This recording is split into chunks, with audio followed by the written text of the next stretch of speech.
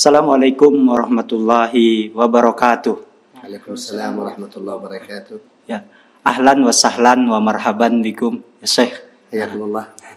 Alhamdulillah teman-teman, pada kesempatan yang begitu mulia ini, alhamdulillah kita kedatangan seorang bintang tamu yang sangat jauh sekali ke podcast kita yang begitu apa adanya ini, yaitu Syekh dari kota Baido, yaitu dari negeri Hadramaut ya Syekh, dari negeri Yaman, atau kalau kita yang sering kita dengar itu mungkin dari Tarim gitu, tapi beliau ini dari Baido ya Ustaz ya. Ya, boleh Syekh sedikit jelaskan Baido dan Tarim itu di mana gitu, biar penonton kita bisa tahu gitu Ustaz. Bismillahirrahmanirrahim. Alhamdulillahi rabbil alamin.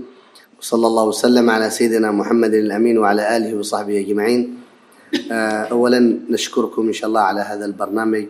جزاكم الله خير وحفظكم الله ورعاكم على استضافتنا وعلى دعوتنا إلى هذا البرنامج المبارك. Alhamdulillah, Syekh Saleh bin Muhammad Al-Faqir, beliau ini adalah salah satu muridnya Al-Habib Umar bin Muhammad bin Salim bin Hafidh, dan sudah lama belajar, bahkan dididik oleh Habib Umar secara langsung. Beliau memulai acara pada sore hari ini dengan bersyukur dan memuji kepada Allah Subhanahu wa taala atas adanya diselenggarakannya acara semacam ini. Kata beliau, terima kasih banyak, semoga Allah balas kebaikan kita semua insyaallah. Amin ya Allah. بالنسبة لبلاد تريم وبلاد البيضاء، الفقير أصلي من البيضاء، لكن بلاد التعلم، بلاد التربية الذي تربيت بها وتعلمت بها هي تريم، بلاد حضرموت. Kata beliau ini sekarang beliau membicarakan tentang kota Tarim dan kota Baido. Kata beliau, saya ini aslinya dilahirkan di kota Baido, satu kota di Yaman sana namanya Baido. Akan tetapi kata beliau, yang namanya kota Tarim itu adalah kota pendidikanku. Aku dididik, aku diajarkan, aku mengambil ilmu banyak di kota Tarim, kata beliau. واليمن مقسم إلى شمال وجنوب وشرق وغرب، وحضرموت هي بلاد جنوبية والبيضاء هي بلاد شمالية. Kata beliau, yang namanya Yaman itu Yaman itu terbagi beberapa bagian, ada timur, ada barat, ada selatan dan lain sebagainya. Adapun kota Hadramaut, kata beliau, itu letaknya di Yaman Selatan, Janubiyah. Di Yaman Selatan, kemudian adapun Bayda di Shimalia, di timur, Yaman Timur. نعم، والبيضاء هي جزء من تريم، هي خير البيضاء وأنوار البيضاء وشيء من علوم الذي يبث في البيضاء سببه من تريم جاء. البيضاء سبب العلم الذي فيها والنور الذي فيها آل البيت لما انتقلوا من حضرموت إلى البيضاء. Sedangkan kota Baido, kata beliau, juga memiliki nur, memiliki cahaya, memiliki ilmu, dan banyak daripada ulama yang ada di kota Baido. Akan tetapi ini semua adalah bagian daripada kota Tarim. Ulama-ulama atau habaib, orang-orang soleh di kota Tarim, mereka hijrah ke kota Baido untuk ngajar di sana, sehingga Baido pun dikenal dengan kota ilmu juga. فسيدنا الحسين بن الشيخ أبو بكر بن سالم قبل 800 سنة خرج من حضرموت إلى البيضاء فسميت بيضاء الحسين، بيض الإمام الحسين.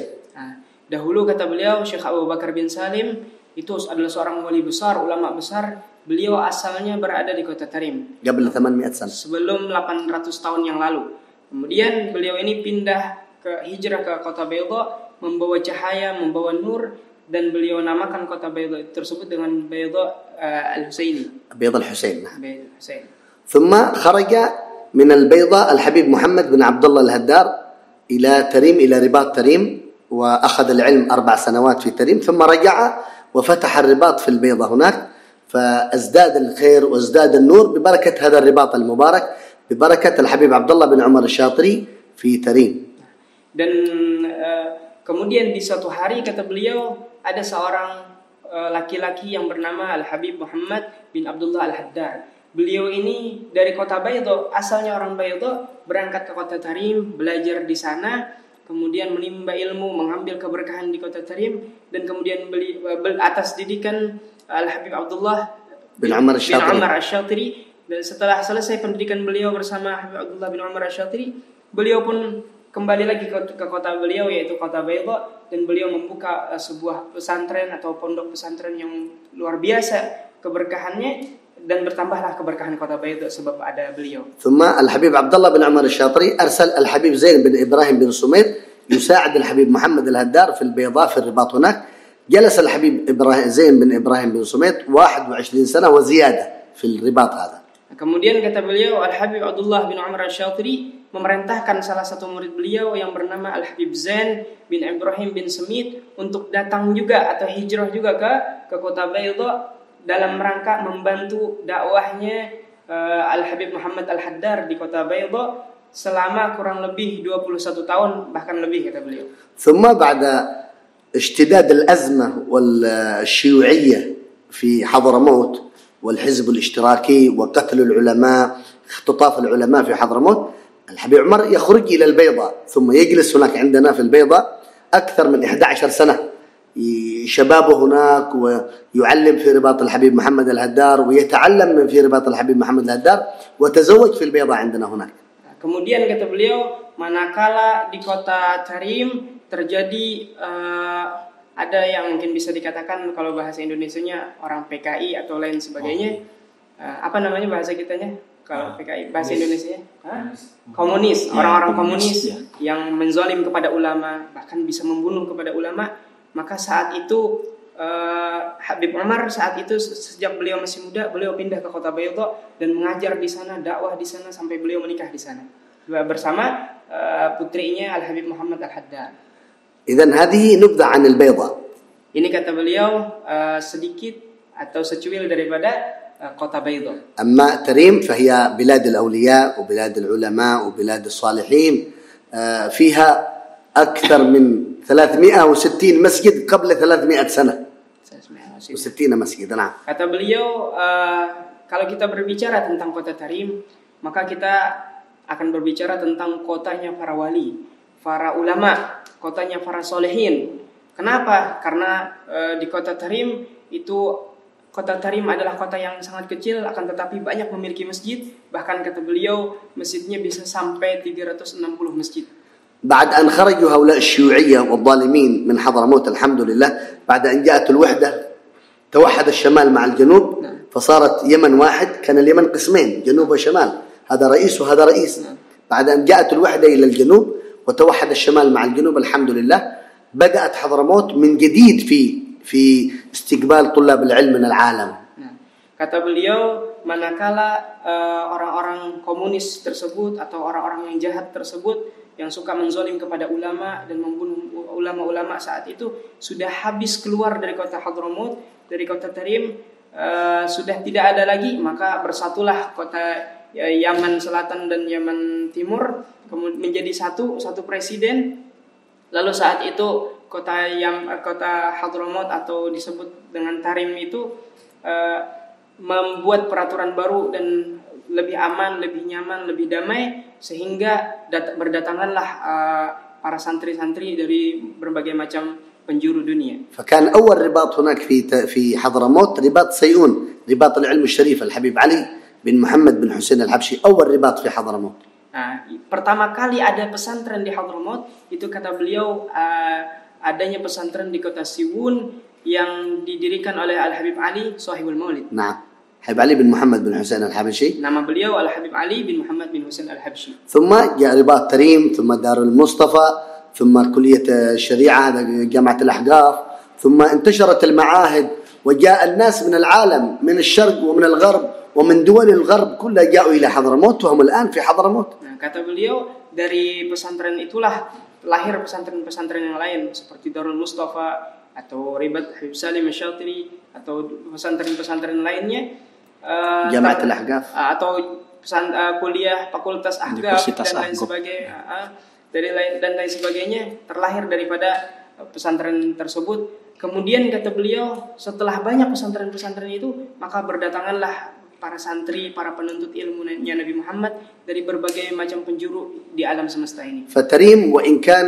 مظهر تريم لا يفرح الناس أنه مظهر كأندونيسيا أو ماليزيا أو بلاد سنغافورة أو غير ذلك من سريلانكا، بلاد جميلة ليس فيها شيء من مظاهر جميلة، العمارات وغيرها هي كلها أغلبها بيوت من الطين من التراب، لكن هي بلاد الروحانية، هي بلاد الطمأنينة، يدخلها الإنسان من بلاد الجمال، من بلاد أمريكا، من بلاد إندونيسيا، يدخل إلى حضرموت فيجد الطمأنينة هناك أفضل من بلاده.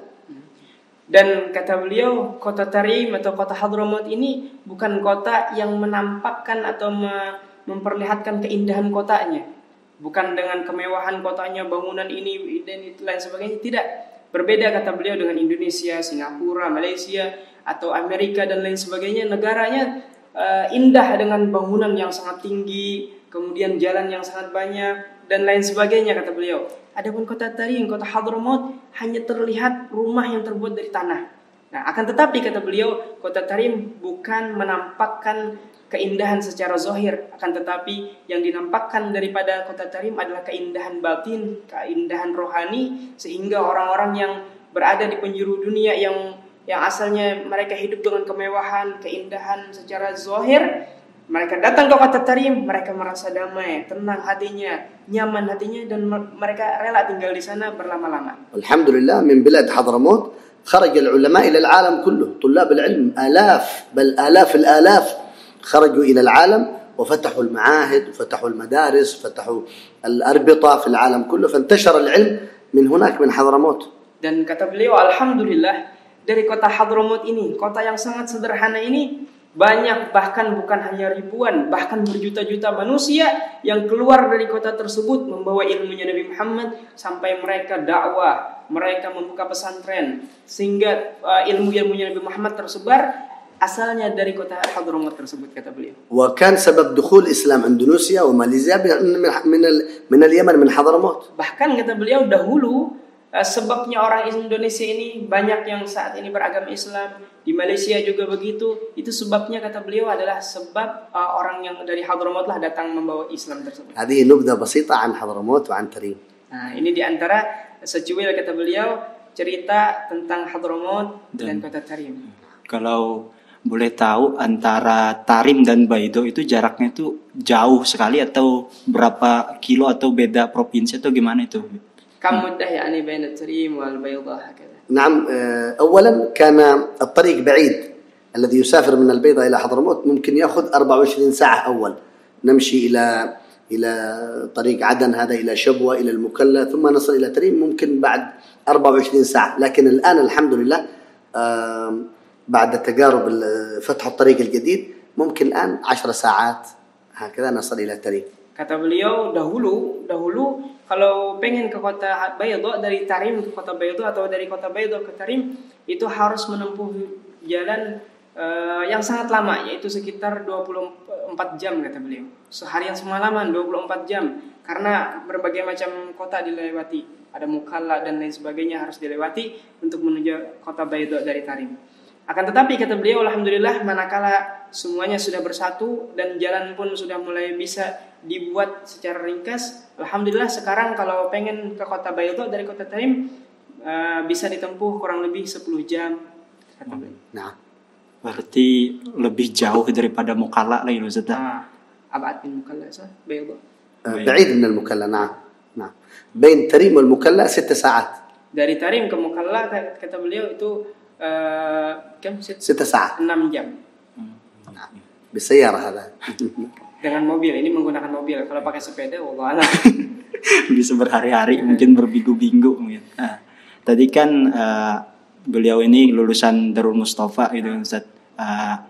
Ada amalan nggak biar kita itu bisa cepat sampai ke Tarim atau supaya apa gitu biar kita bisa belajar menuntut ilmu di sana gitu Ustaz? Ayul amal yani mungkin na'malu لسرعة الوصول إلى تريم هكذا. إن شاء الله النية الصادقة أولا، النية العزيمة الصادقة إن شاء الله إذا وجد نية صادقة الله ييسر الطريق إن شاء الله إلى حضرموت. Kata beliau pondasi atau yang paling utama untuk kita bisa sampai ke kota Tarim, ke kota para wali-walinya Allah ini adalah niat yang betul-betul semangat di dalam hati dan jujur tulus kepada Allah untuk ingin sampai ke kota Tarim. Ini insya Allah kata beliau, apabila betul-betul ada niat yang kuat ke kota Tarim, insya Allah Allah akan permudah segalanya. وهنا الحمد لله موجود في إندونيسيا هنا مسؤولين عن دار المصطفى مجلس المواصلة هنا في إندونيسيا. إذا أنتم تتواصلوا معهم حبيب مكتبة بن شهبلان أو قبله حبيب كندان حبيب قريش أو غيره من الحبايب المباركين خريجين دار المصطفى من الدفعة الأولى، إذا تريدوا تتواصلوا معهم هم يرتبون لكم زيارة إلى هناك. فمثل هذه الأيام دورة 40 يوم في دار المصطفى يحضرها من أغلب دول العالم في مدة 40 يوم في دار المصطفى لهؤلاء المشغولين الذين هم مشغولين في أعمالهم، طلاب الجامعات طلاب الكليات يتفرغون 40 يوم للتزكية وللصفاء وللطمأنينة وللراحة مع الله سبحانه وتعالى في دار المصطفى. Nah, kata beliau ini salah satu solusi dari beliau kalau seandainya di antara kita ingin berangkat ke kota Tarim, ingin berziarah ke kota Tarim atau ingin menimba ilmu di kota Tarim.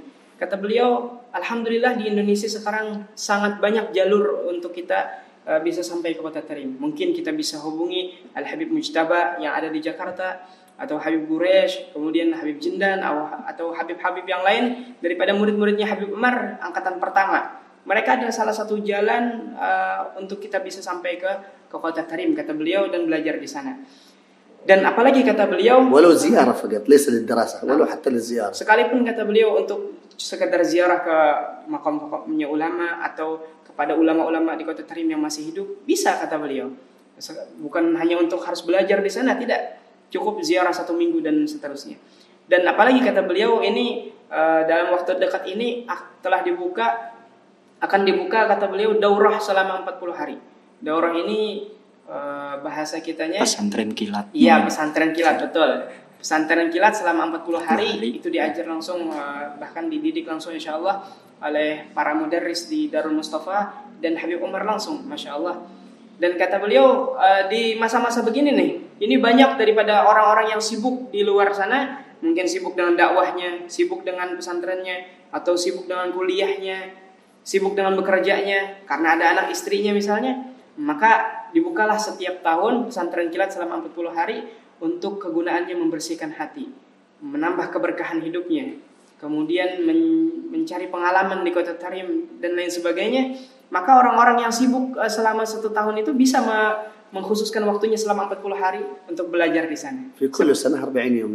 Ini dilakukan bahkan dibuka setiap tahun kata beliau pesantren kilat selama 40 hari ini. Lirrijal wa linnisa, kadang Darul Zahra linnisa yastaqbil ad-dawrah. Begitu pula kata beliau bukan hanya untuk laki-laki. Laki-laki belajarnya di Darul Mustafa, adapun perempuan juga dibuka daurah selama 40 hari, tapi namanya Darul Zahra. Ini bagi teman-teman yang mau ke Tarim, sedikit promosi mungkin, mau informasi lebih jelasnya bisa cek di kolom deskripsi. Di situ ada postingan Instagram dari Majelis Al-Muwasalah. Kemarin saya lihat itu ada memposting tentang informasi daurah. Jadi untuk informasi lebih lanjutnya bisa teman-teman cek di Instagram di sana dan hubungi nomor yang tertera. Kali aja ada yang berminat mau ke Tarim ikut daurah, karena pendaftaran udah dibuka kalau nggak salah. Ya, sudah dibuka ya. Dan biayanya itu sekitar $1.750. Ya, mungkin kalau rupiah sekitar 25 ya, sekitar 25 juta rupiah. Itu sudah semuanya kan? Ya, selain visa kita. Ya, sudah itu udah termasuk biaya makan, berangkat, tiket pesawat dan juga pulang udah full gitu ya. Ya, ini Ustaz mau nanya lagi. Tadi teman-teman ada yang di sini tuh pengen minta amalan supaya lancar rezeki atau supaya dapat jodoh gitu. يعني لتيسير الرزق والزواج وهكذا ايش ممكن ايش اعمل هذا؟ إن كان لأسباب رزق فممكن أذكر لكم 10 أسباب من أسباب الرزق. Nah, kata beliau untuk masalah yang pertama yaitu supaya rezeki kita mudah dan Allah gampangkan kita mendapatkan rezeki yang banyak, insyaallah beliau akan sebutkan 10 macam sebab mendapatkan rezeki kita. فمن الأسباب التي تكون سببا للرزق عمارة ما بعد الفجر إلى الإشراق، صلاة الفجر في جماعة ثم يجلس يذكر الله حتى تطلع الشمس. هذا من أقوى أسباب الرزق الحسي. Yang pertama kata beliau, kalau pengen rezeki zohir kita, rezeki hissi kita dimudahkan dan diberkahi, digampangkan dapatnya dan banyak insya Allah, itu adalah kata beliau harus menghidupkan atau memakmurkan waktu antara salat subuh dan isyraq atau terbitnya matahari. Maksudnya hendaknya dia salat subuh berjamaah, kemudian dia jangan tidur, berzikir atau baca Quran atau duduk di majelis ilmu sampai terbit matahari. Ini yang paling penting kata beliau dalam menghasilkan rezeki. السبب الثاني صلاة الضحى. لا يجتمع فجر مع ضحى يقول النبي صلى الله عليه وسلم. Nah, yang kedua kata beliau, sebab rezeki itu mudah adalah melaksanakan sholat duha. Karena kepakiran itu tidak akan bisa terkumpul bersama sholat duha. Jadi selama kita sholat duha, maka kefakiran itu akan menghindar dari sekitarnya. ثم بعد صلاة الظهر ذكر لا إله إلا الله الملك الحق المبين 100 مرة كل يوم بعد الظهر. هذا من أقوى أسباب الرزق والحفظ من البلاء والأنس في القبر كما أخبر سيدنا علي بن أبي طالب عن ذلك. Dan yang ketiga kata beliau, hendaknya kita membaca la ilaha illallah al-malikul haqqul mubin sebanyak 100 kali habis salat zuhur. Yang ini disebutkan oleh Sayyidina Ali amalan ini, dan di antara kelebihannya adalah sangat memudahkan kepada rezeki, meluaskan kepada rezeki kita, dan kemudian menjadikan kubur terpelihara daripada bala, musibah atau penyakit. Dan yang ketiga kata beliau, menjadikan kubur kita insyaallah salah satu daripada taman-taman surga kelak. السبب الرابع قراءة سورة الواقعة كل يوم بعد العصر. سورة الواقعة من أقوى أسباب الرزق. Di antara yang memudahkan rezeki juga kata beliau membaca surah Waqiah setelah asar. Setelah asar seperti waktu ini nih, ini kita baca surah Waqiah, ini di antara yang paling cepat menarik rezeki kita. كذلك من أقوى أسباب الرزق كثرة الصلاة على النبي محمد صلى الله عليه وسلم. النبي صلى الله عليه وسلم قال لسيدنا كعب بن عجرة إذن يكفى همك ويغفر ذنبك ويقضى دينك في بعض الروايات. فالرزق هم من الهموم، فإذا يكثر من الصلاة على النبي صلى الله عليه وسلم يكفيها الله هم الرزق. Kata beliau, apabila kita ingin ditambah rezeki kita atau dimudahkan rezeki kita, perbanyak salawat kepada Nabi Muhammad. Karena Nabi Muhammad mengatakan kepada Ka'ab bin Hujrah, kalau engkau banyak membaca salawat pada Nabi Muhammad, maka Allah akan luaskan rezekimu, Allah akan hilangkan kesedihanmu, Allah akan lunaskan hutang-hutangmu. والسادس من أقوى أسباب الرزق هذا كثرة الاستغفار. كثرة الاستغفار قال الله سبحانه وتعالى وقلت استغفروا ربكم إنه كان غفارا يرسل السماء سبب المطر يرسل السماء عليكم مدرارا ويمددكم بأموال وبنين. حتى الأموال المال والبنين يأتي بسبب الاستغفار هذا. Yang keenam kata beliau, ini sangat penting juga yang kita amalkan, yaitu perbanyak istighfar kepada Allah. Astagfirullahaladzim, astagfirullahaladzim. Setiap hari perbanyak. Kenapa? Karena Allah mengatakan dalam Al-Quran yang maknanya kurang lebih, apabila kita banyak membaca istighfar kepada Allah, Allah akan turunkan hujan di kota tersebut, di negeri tersebut, di kampung tersebut. Hujan bisa turun sebab banyak istighfar.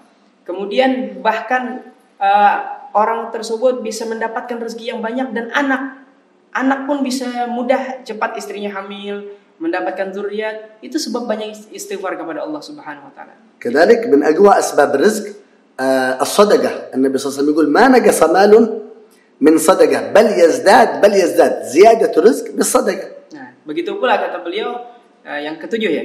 Yang ketujuh sebab rezeki adalah bersedekah. Karena Nabi Muhammad bersabda, tidaklah sebab bersedekah itu harta kita berkurang, akan tetapi kata Nabi Muhammad pasti tambah bertambah lagi, dan rezeki tersebut akan bertambah. كذلك إجازة من سيد الحبيب سالم بن عبد الله بن عمر الشاطري سبحان الله وبحمده. الإكثار من سبحان الله وبحمده كل يوم 100 مرة 200 مرة. هذا سبحان الله وبحمده تفتح أبواب الرزق للإنسان. الشاطري. Kata beliau, begitu juga ada ijazah amalan memudahkan rezeki dari Habib Salim Al-Syatiri, yaitu membaca subhanallah wa bihamdihi, subhanallah wa bihamdihi, subhanallah wa bihamdihi setiap hari, baik 100, 200 atau berapa kali, perbanyak setiap hari kata beliau. Ini pun salah satu cara untuk menarik rezeki kita atau mempermudah rezeki kita. كذلك لا حول ولا قوة إلا بالله العظيم. قال النبي دواء من كل داء أيسر الهم، هم الرزق، هم المعيشة، هم الدنيا. لا حول ولا قوة إلا بالله العلي العظيم كل يوم 100 مرة. Nah, yang kesembilan kata beliau, perbanyak juga membaca la haula wala quwwata illa billah. Apa faidahnya? Paling minimal kata beliau, Allah akan hilangkan kesedihan. Baik kesedihan tentang urusan dunia, tentang urusan agama, dan tentang urusan akhirat. Allah akan hilangkan kesedihan tersebut. Dan insya Allah akan memudahkan rezeki kita juga. والأخير وهو قيام الليل. يكون الإنسان له شيء من القيام بين يدي الله سبحانه وتعالى في آخر الليل ولو قليل ولو ربع ساعة يقوم يصلي الوتر ويقرأ القرآن ويذكر الله فهذا من أقوى أسباب رزق. Dan terakhir kata beliau, di antara yang paling kuat untuk menarik rezeki kita dan memudahkan rezeki kita adalah kita bangun di tengah malam, kita beribadah kepada Allah sekalipun cuma 15 menit sebelum azan subuh. Kita baca doa kepada Allah, kita minta, kita baca Quran di tengah malam, kemudian kita sholat dan lain sebagainya. Ini di antara pekerjaan yang membuat rezeki kita dimudahkan oleh Allah. Ini sudah 10 jumlahnya kan? وأسباب الرزق كثيرة لكن ذكرنا لكم 10 فقط. Sebetulnya kata beliau sebab-sebab rezeki itu banyak, akan tetapi cukup beliau sebutkan 10 saja. Insya Allah ini luar biasa. 10 ini kan kalau diamalkan sudah Masya Allah. sudah Masya Allah. Alhamdulillah. Ya mungkin terakhir jodoh, yakni azwaj yani. الزواج في فائدة ذكرها كذلك الحبيب سالم الشاطري. إذا في واحد يريد الزواج بعد الفجر يقرأ ربي إني لما أنزلت إلي من خير فقير 300 مرة إن شاء الله يسر الله له الزواج. ربي إني لما أنزلت إلي من خير فقير 300 sekali ya.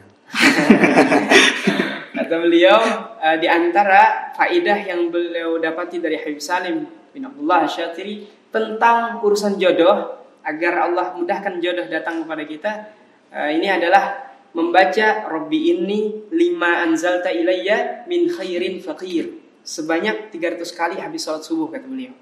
InsyaAllah jodoh kita akan datang dengan sendirinya yang solehah insyaAllah. Amin ya Rabbi. Ya mungkin terakhir Ustaz minta doa untuk Palestina dan saudara-saudara kita. ليس الدعاء فقط لفلسطين للمسلمين.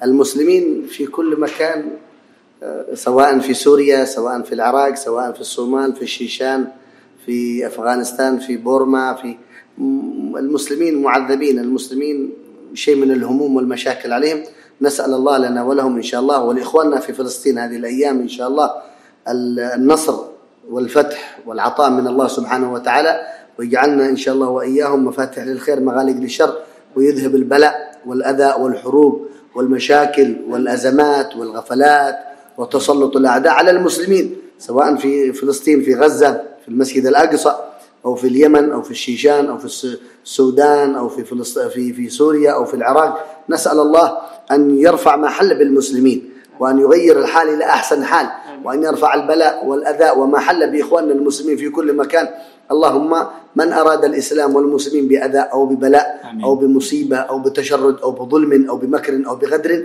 اللهم اجعل كيده في نحره ودمره كل مدمر واجعله إن شاء الله غنيمة للإسلام والمسلمين ومن أرادنا وإياكم إن شاء الله بسوء أو بحسد أو بمكر أن الله يصرف عنا كيد الحاسدين وكيد الغافلين وينصر إخواننا إن شاء الله في فلسطين ويجعلهم إن شاء الله منصورين ظاهرا وباطنا ينصرهم إن شاء الله بالباطن بصلتهم بالله وبالظاهر إن شاء الله على الصهيونية وعلى الإسرائيليين نسأل الله ذلك ونطلبه إن شاء الله بجاه النبي محمد وآل بيته وأصحابه وصلى الله على سيدنا محمد وآله وصحبه وسلم الحمد لله رب العالمين. Dan terakhir beliau Syekh Saleh bin Muhammad Al-Faqir mendoakan bukan hanya untuk orang Palestina, tapi saudara kita di Palestina, saudara kita muslimin yang di luar negeri yang negeri-negeri yang lain seperti Suriah, Sudan dan lain sebagainya. Beliau pun doakan. Pokoknya kita mendoakan bukan hanya untuk Palestina, tapi seluruh ikhwaninal muslimin, saudara-saudara kita yang muslim kita doakan semuanya kata beliau agar Allah menangkan, Allah jaga, Allah pelihara dan banyak daripada doa-doa yang indah dari beliau untuk saudara-saudara kita muslimin. Semoga Allah kabulkan insyaallah. Ya. Alhamdulillah mungkin karena sudah waktu hampir maghrib juga Ustaz, kita akhiri dulu podcast pada sore hari ini. Semoga ini bukan jadi pertemuan terakhir, semoga ke depan kita bisa bertemu lagi. Insyaallah. Biar bisa memberikan konten-konten yang bermanfaat atau syiar dakwah agama gitu Ustaz. Insyaallah. Ya. Kita akhiri dengan ucapan Wassalamualaikum warahmatullahi wabarakatuh. Waalaikumsalam warahmatullahi wabarakatuh. Mungkin sedikit ulun sampaikan, mohon maaf dan minta ridha dan halalnya bila mana dalam menerjemahkan beliau ada kekurangan atau kelebihan, kekhilafan, mohon dimaafkan dan dimaklumi. Semoga insyaallah barakah manfaat insyaallah. Amin.